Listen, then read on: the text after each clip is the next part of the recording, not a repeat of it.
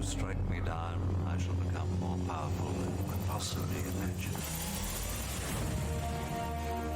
Welcome back, everybody. It is Bulldog here to continue looking at some of our new Riftwatchers cards and how those can be utilized, some fun combos. Today I'm going to look at a pair of cards that I really like to use in the Keep Your Distance rule set, where you do not have melee cards. There's a pair of cards in the death element. Let's just jump right in. Let's take a look at them. First one we have here is Queen of Crows, and this is a card that is a ranged tank. And not only is a ranged tank, but has a lot of anti-range synergy as well. So this is a perfect card to play either up at the very front or maybe near the front as even like a second tank in a rule set. We're expecting a lot of range damage, such as Keep Your Distance. And we've got at level 3 gets this headwinds at close range. It can attack up front. It can be your primary tank and still get some attacks off. Headwinds to reduce incoming range damage, and then return fire up at gold to return some of that range damage back to the sender, right? So a very strong anti-range there. So I like to go with that for the anti-range, and then you can get anti-magic from places like your summoner. You have Mimosa, who has Void. You have Ouster, who has Reflect. You have Thaddeus, who has a -1 magic damage. So there's a bunch of death summoners that can kind of neuter some of the magic damage, and then let Queen of Crows help against some of the range damage. And that's a combo that I like quite a bit when you know they're going to be using range or magic damage.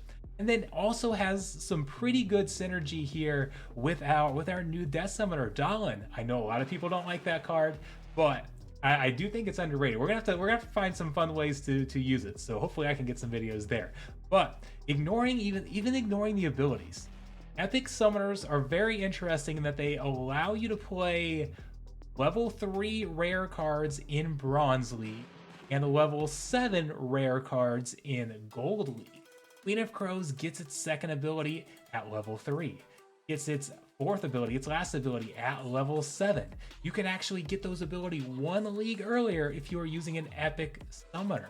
So there's some nice synergy there with Dahlan if you're playing in either bronze or gold and would like to get those extra abilities in. So keep in mind there, that's a tank that I really like in that rule set. And then let's look at a damage dealer. We have Ra here, who is, first off, this card's just a lot of fun in any rule set. We have Scatter Shot Double Strike with a decent chunk of damage. That is so much fun. But I particularly like Scatter Shot in this rule set, because what a lot of the strategy a lot of times is to have cards up front that are designed to mitigate range damage and magic damage. So you'll see things like Shield or Void up front. You'll see Return Fire. You'll see Reflect. Some of those that we saw with Queen of Crows there, and those are usually lined up in the first spots. But then the back is typically weaker cards because you don't have to defend against Sneak near as much, because Sneak is usually a melee card, right? So there is some range sneak, there is some magic sneak, but most of the time it is melee sneak, and melee's banned. So you're not protecting those backline cards near as much. One of the ways to hit those cards is to use Scatter Shot to try and get some cards back, some hits back there. You can pair it with some opportunity. We've got ranged opportunity in the Death Splinter as well. So I like Ra there. And then as you climb up the higher leagues, you've got Rust that can make some of those backline cards or any of the cards a little more vulnerable, and Giant Killer. If we're running this high mana battle, we've got, if we're 60, 99 mana, there's a very good chance, especially with the Riftwatchers out there now, very good chance that we're going to see double-digit mana cards.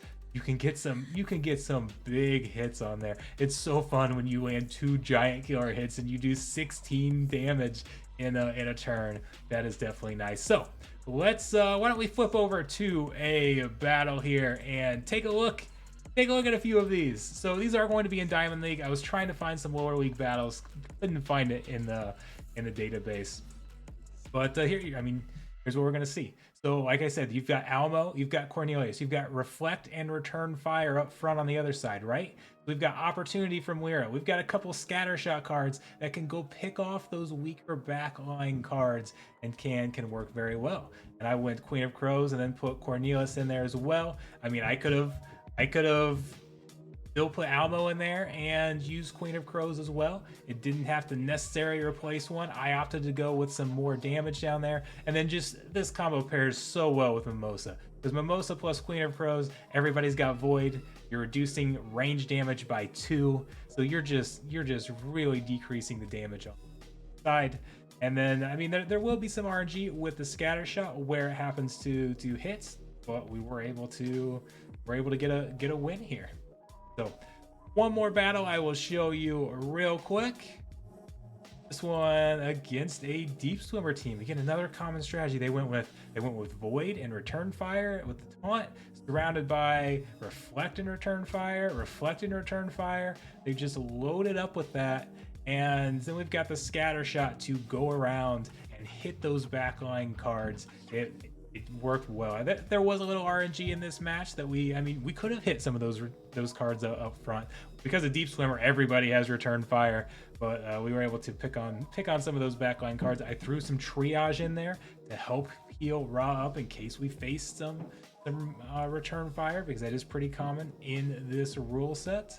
And then it's nice because unless there's Amplify, Nightshade doesn't actually, without Void, Nightshade doesn't die due to that Reflect. Working pretty well. Mimosa also countering Cornelius up there pretty well, blocking that heal, decreasing magic damage with Death Elemental, more Void armor, return or Reflect up with Moirath there. So adding some different combos. Well, I really like that big scatter shot in the back. That's also just so much fun.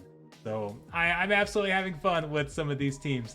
So let me know, which cards are you loving most out of Riftwatchers? What's your favorite combos maybe that you've seen? Maybe some new strategies that we haven't seen in the past. This isn't necessarily a new strategy. Using Scattershot there has been done before, but we've never been able to do it with a big 12 mana Scattershot card in the back with that double strike. You just can hit so much harder with that instead of using some of the mid mana cards. Don't quite do as much damage, so it's kind of an amplified version of an old strategy, but I'm loving it. I'm absolutely loving it. There are so many fun Riftwatcher combos. I can't wait to bring you all more of those. Make sure you sub to the channel, hit that like button, and there's going to be more coming. Thanks, guys.